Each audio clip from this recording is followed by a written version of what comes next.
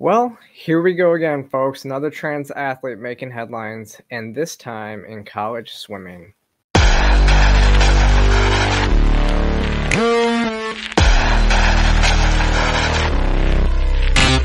So, welcome back to the channel today, everyone. I woke up today with a headline that read, UPenn transgender swimmer continues dominant season with more record-breaking wins. So naturally, I had to go in and see what the buzz was all about. I hadn't really followed this. As you know, I've kind of been out of the loop for a few weeks, but I am back with more content. So, Leah Thomas is a swimmer for UPenn, and apparently she's been breaking records all season. At the Zippy Invitational in Akron, Ohio, she broke the Ivy League record in the 500 freestyle, among other records that she broke that day. Leah is quoted saying, "Swimming is a huge part of my life and who I am. I've been a swimmer since I was 5 years old. Being trans has not affected my ability to do this sport, and being able to continue is very rewarding." Well, no shit, it hasn't affected your ability to compete. You went through male puberty, and now you're competing against women.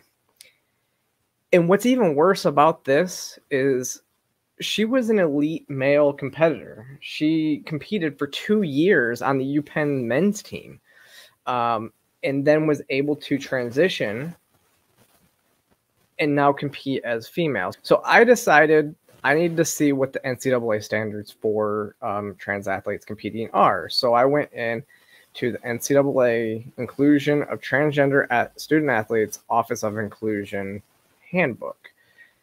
And folks, I gotta tell you, this is worse than what I thought it was. It only requires a trans person to be on testosterone suppression for a year. The policy states a trans female, male to female, student athlete being treated with testosterone suppression medication for gender identity disorder or gender dysphoria and or transsexualism for the purpose of NCAA competition may continue to compete on a men's team, but may not compete on a women's team without changing it to a mixed team status until completing 1 calendar year of testosterone suppression treatment. I mean, never mind the fact that only 25% of trans women can get their estrogen or their testosterone levels into female levels with Spiro alone. Now, spironolactone is the drug that they use for testosterone suppression. Estradiol will also help with testosterone suppression.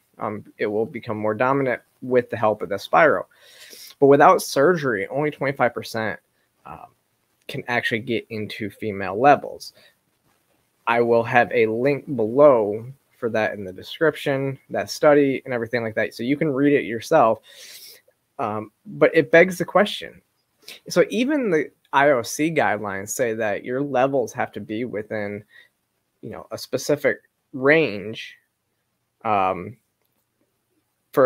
before you can compete. And that timeline was actually moved out to 2 years, a few years ago, actually, because the data has changed.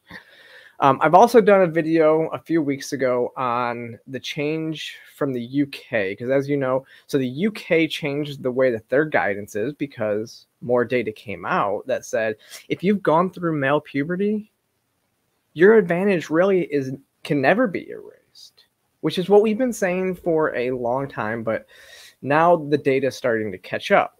So really, these rules by the NCAA are not based in science. They're only based in cultural inclusion. And which is why I say that Title IX is essentially dead. If you are not going to look at the data and the science and you're only going off of inclusion, and, you don't want to hurt trans people's feelings, that is wrong. And it just hurts women.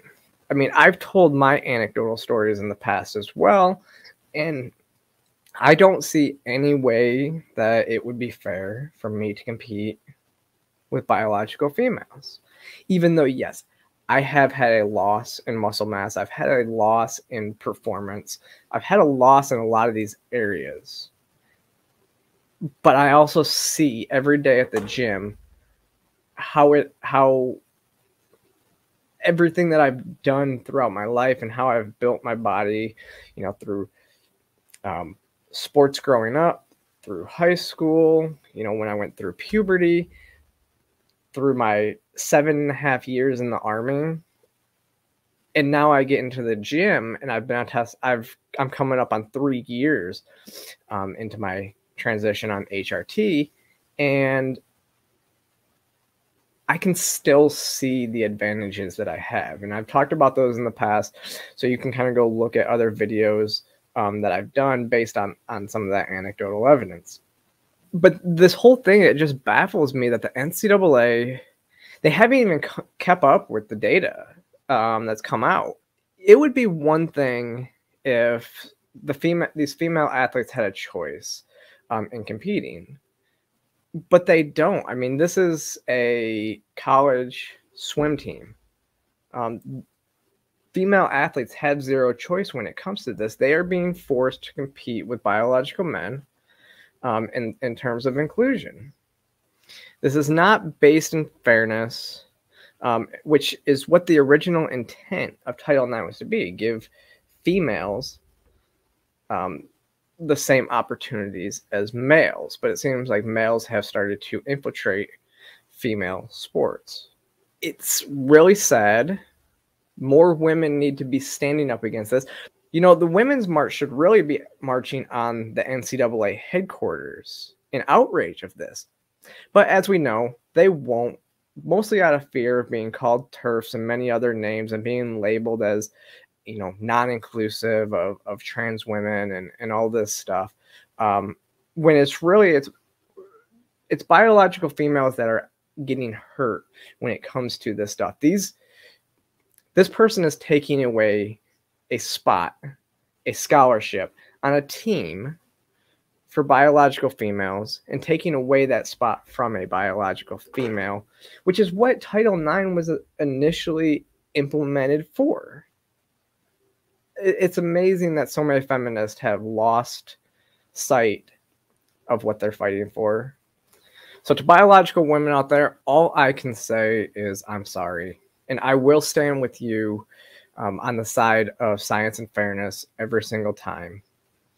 This is not representative of the majority of trans people. And none of the trans people that I know or hang out with believe that we should be infiltrating trans sports. It's time to make your voices heard. And I also call to the transsexuals out there like me who are sick of seeing our name dragged in the mud because of activists and because of people like this who don't care and are selfish and are narcissistic, and it's all about them. But anyway, folks, thank you for watching this channel. Make sure you click that like and subscribe button. Go follow me across social media platforms. That's usually where you can interact with me and I'm hanging out. And I will see you guys next time.